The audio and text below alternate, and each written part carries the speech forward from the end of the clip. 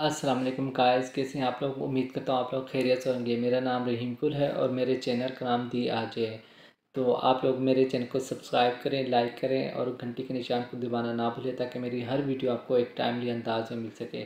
आज हम जिस ड्रामे की बात करें वो है डाइन। डाइन जब उसके फर्स्ट टीज़र आया था तो मैं काफ़ी एक्साइटेड था क्योंकि इसमें मेवश हयात थी, एहसन खान, हिरा मानी, सुहेल समीर, शामिर खान, ज़बरदस्त कार थी। मुझे बहुत पसंद था। और मेवशियात के कभी कभी ड्रामे आते हैं जो बहुत ख़ास होते हैं। ठीक है, यानी कि वो कोई ख़ास प्रोजेक्ट ही चुनती हैं काम करने के लिए।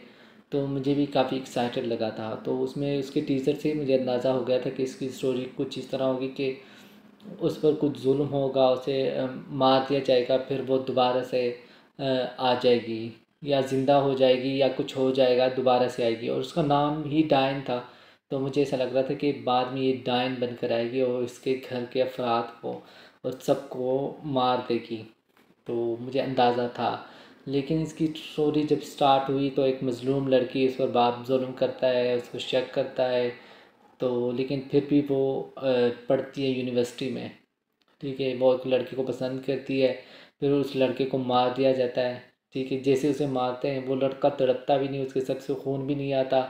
ठीक है, और वो मर जाता है। तो फिर वो उसके खून के बदले में उसकी शादी उसके भाई से कर देते हैं। ठीक है, उसके भाई का बच्चा नहीं होता तो इसलिए वो उससे शादी कर लेता है उसकी बीवी के कहने पर।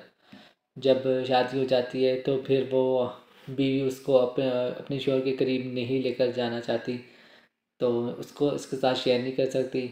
उसकी बहनें आई डोंट नो क्या करती हैं, मुझे तो कुछ समझ नहीं आती कि आजकल इस तरह की बहनें भी होती हैं जो अपने भाइयों के घर बसने नहीं देती। और वो इस तरह चालाक होती हैं। पता नहीं, शायद कहीं और ऐसा हो, लेकिन जहाँ तक मैं जानता हूँ इस तरह की बहनें बिल्कुल भी नहीं होती। वो चाहती हैं कि उसके उनके भाइयों का घर बसा रहे, खुशियाँ हों उनमें। ठीक है, लेकिन वो इस तरह वो आकर उनके घर में रह रही हैं, फिर उसके साथ जिस तरह कर रही हैं वो मुझे समझ से बाहर है। ठीक है, तो स्टोरी जब शुरू हुई तो मुझे लगा कि स्टोरी को इस तरह किरदार से शुरू होता ताकि किसी को भी पता ना हो कि पीछे वाली स्टोरी में क्या हुआ है, पीछे हमारे साथ निशा के साथ क्या हुआ है। और उसको बाद में फ्लैशबैक में दिखाते हैं कि उस पर इस तरह के जुल्म हुए, उसको मारा गया है। फिर वो मेवेश हयात यानी कि निशा के किरदार में आई है दोबारा। ठीक है, लेकिन उन्होंने शुरू में ही निहाल का दिखा दिया। लेकिन अगर निहाल की स्टोरी ही दिखानी थी शुरू में कि उस पर क्या जुल्म हुए तो उनको ये करना चाहिए था कि निहाल का जो करेक्टर था शुरू वाला फर्स्ट वाला, तो उसको कोई और करता। तमाशा सीज़न 3 में वजीहा वो किरदार कर सकती थी और उनका चेहरा भी उनके साथ ना थोड़ा सा मिलता है। और बाकी कद भी उनका बिल्कुल उनके बराबर है।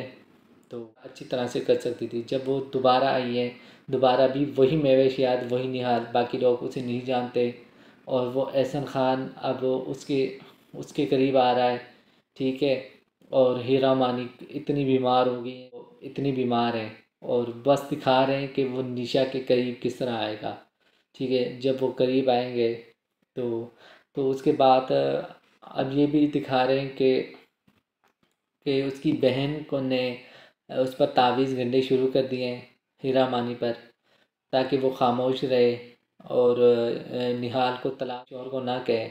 तो वो उसने तावीज़ गंढे शुरू कर दिए ताकि उसका मुंह बंद हो जाए। उसने वीडियो बना ली, उसमें जहर डाल दिया। फिर वो इल्ज़ाम उस पर आ गया। वो उससे नहीं पूछ रही भाई, अगर तुम वीडियो बना रही थी, वीडियो चलो बना देती मगर उसको जहर तो ना देती। ठीक है, यानी कि उसमें जो चाय थी जिसमें जहर था वो आपने उसे क्यों दिया, जबकि तुम्हें पता था कि जहर है इसमें, लेकिन फिर भी तुमने उसे दे दिया। वो उसे नहीं पूछ रहे। हालांकि वो अच्छी बन गई है कि निशा ने सबूत के साथ मेरी बहन को पकड़ लिया है। फिर वो उसने उसे माफ़ कर दिया है। ठीक है, फिर हीरा मानी को देखो, उसने पुलिस को बुलवा लिया है। फिर वो कह रहे कि शाहज़हीं आपको ख़ुद पुलिस को बुलाना चाहिए था। तो वो उसका अपनी बीवी पर कंट्रोल नहीं है। ठीक है, बीवी को कहता कि ऐसा नहीं होता, उससे गलती होगी फलाना ये वो, उससे घर से निकाल देते। लेकिन उन्होंने पुलिस को बुलवा लिया। पुलिस को जब बुलवा लिया तो निहाल यानी कि सफ़ेद कपड़ों में उससे मिलने जाती है। तो यानी कि जब सफ़ेद कपड़ों में मिलने जाती है तो वो कहती है तुम कौन हो, तुम तो निहाल हो, तुम तो मर गई थी। तो वो कहे मैं उसकी रूह हूँ। ठीक है। और पुलिस वाले भी नहीं कहते कि भी तुम कौन हो, कहाँ आई हो, कैसे मिलने आई हो, बाकियों को भी नहीं बताती। फिर उसे पागल, यानी कि वो पागल तो नहीं होती, वो तो सच कह रही होती, बाकी उसे पागल समझ रहे होते हैं कि वो कह रही है कि निहाल का की रूह आई थी मुझे डराने, निहाल आ गई, ये फलाना वगैरह वगैरह। तो बाकी उसका यकीन नहीं करते।